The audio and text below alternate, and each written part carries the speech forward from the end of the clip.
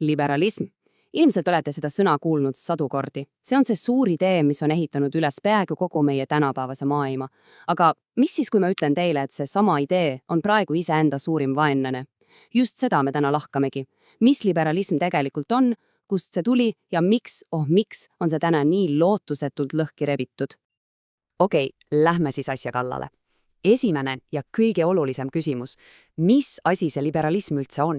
Ja siin läheb asi kohe keeruliseks, sest kui te küsite seda 10 erineva inimese käest, saate te tõenäoliselt 10 täiesti erinevat vastust. Mõned neist on lausa teineteisele risti vastupidised. Vaadake need sõnu siin. Väike valitsus ja samast sotsiaalne õiglus, vabad turud ja siis kohe kõrval woke-kultuur, individualism. Kõiki neid asju topitakse liberalismi sildi alla, aga oodake nüüd hetk. Kuidas saab üks ja sama filosoofia toetada nii minimaalset riiki kui ka massiivset sotsiaalset ümberjagamist? Siin on ju midagi väga valesti. See on vastuolu, mille me peame täna lahti muukima. Et sellest segadusest aru saada, peame minema ajas tagasi. Päris algusesse. Sest liberalism ei kukkunud lihtsalt taevast alla, see oli täiesti radikaalne, plahvatuslik idee. See sündis võitlusest türannia vastu ja see andis lubaduse, mis muutis maailma. Lubaduse vabadusest. Ja irooniline, eks ole, aga see kõik ei alanudki vabadusest. Hoopis vastupidi. See algas hirmust. Varrased mõtlejad nagu Machiavelli ja Hobbes olid veendunud, et inimene on ohtlik olend. Et ilma karmi ja tugeva valitsejatel laguneb kõik kaoseks. Aga siis astus lavale mees nimega John Locke ja tema keeras kogu selle mõtlemise täiesti pea peale. Locke'i ideedest sündiski see, mida me täna tunneme klassikalise liberaalismina ja tema tööd arendasid hiljem edasi Montesquieu ja Ameerika rajajad. Ja siin ongi Locke'i geniaalne maailma muutnud idee. Kujutage ette, enne teda arvati, et õigused annab sulle kuningas või valitsus. Locke aga ütles absoluutselt mitte. Tema väitis, et me sünnime juba teatud õigustega. Õigus elule, vabadusele ja omandile. Need pole valitsuse kingitused. Need on meile antud looja poolt. Need on loomulikud ja need on meil olemas enne, kui valitsus üldse tekkid. Nii et kui õigused ei tule valitsuselt, siis milleks meile üldse valitsust vaja on? Locke'i vastus on lihtne ja selge. Valitsuse ainus, ja ma rõhutan ainus, legitiivne ülesanne on olla meie loomulike õiguste kaitsja. Nagu kilp. Või nagu ta ise ütles, riik peaks olema nagu öövaht. Ta seisab valvab, et keegi su vara ei varastaks ja lepingutest kinni peetaks, aga ta ei tule sulle ütlema, kuidas oma elu elama pead. See on kõik. Kerime nüüd kiiresti edasi 20. sajandisse ja siin hakkavad asjad muutuma. See ilus ja selge liberaalne lubadus hakkab praganema, sest fookusesse tõuseb uus küsimus. Enam ei piisa lihtsalt vabadusest türannia eest. Nüüd küsitakse, aga mis on õiglane ühiskond? Ja siis täpsemalt aastal 1971 juhtub midagi, mis raputab liberalismi alustalasi. Üks Harvardi filosoof John Rawls esitab pealtnäha lihtsa mõtteeksperimendi. Ta küsib, kujutame ette, et me ei tea, kenena me siia maailma sünnime, kas rikkana, vaesena, andekana või mitte, millistes reeglites me siis kokku lepiks, et ühiskond oleks õiglane. Ja tema vastus, see vastus muutis absoluutselt kõike. Ja siin ongi see plahvatuslik vastus. Rawls ütleb, et me lepiks kokku 2 asjas. Esiteks, loomulikult peavad kõigil olema võrdsed põhivabadused. Sõnavabadus, usuvabadus, kõik see klassika. Sellega on kõik nõus. Aga, ja siin on see suur aga, teiseks ütleb ta, et sotsiaalne ja majanduslik ebavõrdus on lubatud ainult siis, kui sa aitad kõige nõrgemaid. Mõelge sellele, see pole enam õõvahiriik, see on midagi täiesti muud. Riik peab nüüd aktiivselt sekkuma, et tagada teatud sorti võrdsus. Rawlsi mõtted lõid liberaalide leeri täiesti lõhki. See oli nagu maavärin. Ja selle tulemusena on meil täna, mitte üks liberalism, vaid vähemalt 3 erinevat hõimu, kes kõik väidavad, et just nemad on need õiged liberaalid. Vaadake seda tabelit. See näitab ideaalselt, kui erinevad need leerid on. Klassikalised ehk paremliberaalid hoiavad kinni sellest vanast head öövahiriigist. Vasakliberaalid ehk sotsiaalliberaalid, Rawlsi lapsed, näevad riiki kui aktiivset reguleerijat ja ümberjagajat.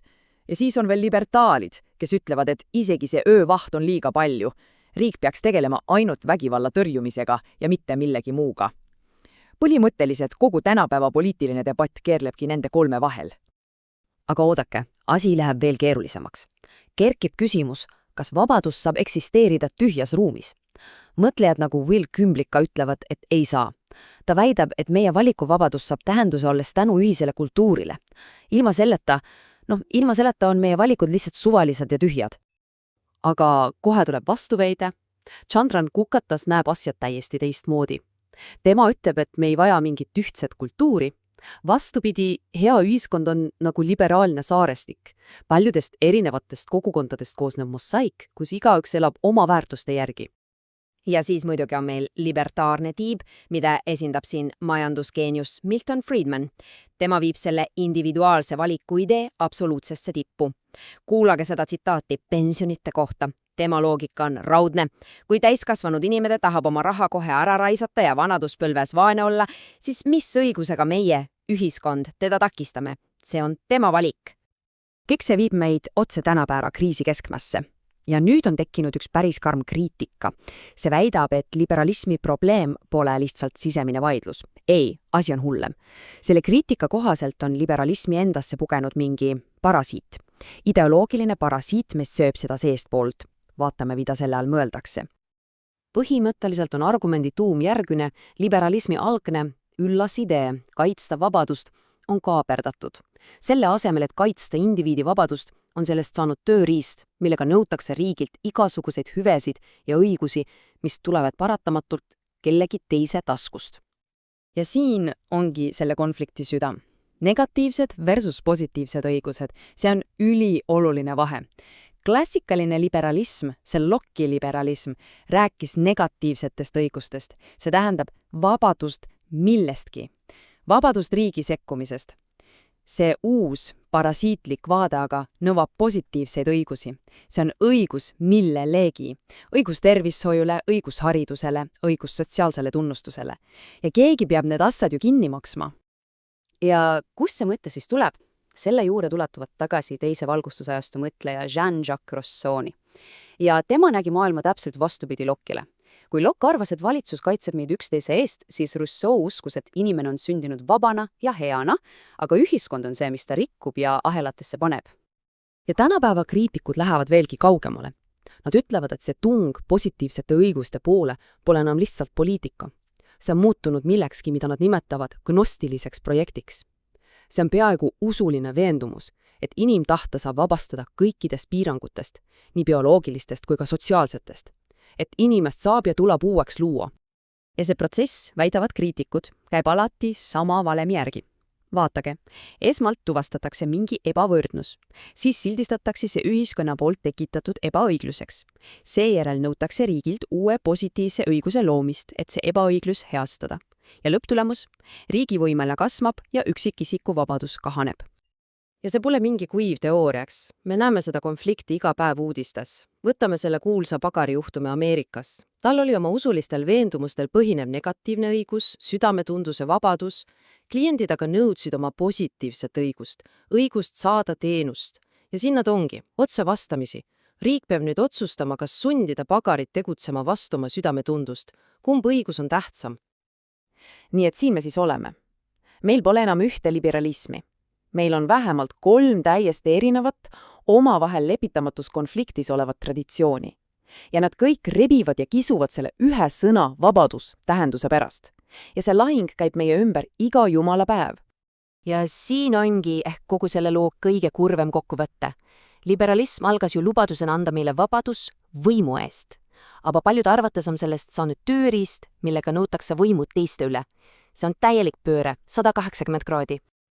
Nii et me ei küsi enam lihtsalt, mis on liberalism. Küsimus on palju sügavam. Küsimus on, kas filosoofia, mis on ehitatud üles individuaalsele vabadusele, suudab üldse ellu jääda, kui me samal ajal nõuame riigilt garanteeritud võrdsust. Kas need 2 asja saavad üldse koos eksisteerida või sööb üks neist teise paratamatult ära? Ja sellele küsimusele peame vastuse leidma meie.